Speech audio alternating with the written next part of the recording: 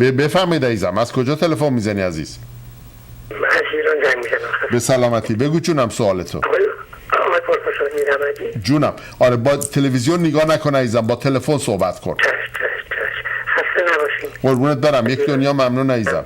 بعد من کلیام تازگی چیز میکشه. بعد چند سالت عزیزم شما؟ فشار کلیام، خب فشار به حالم میاد.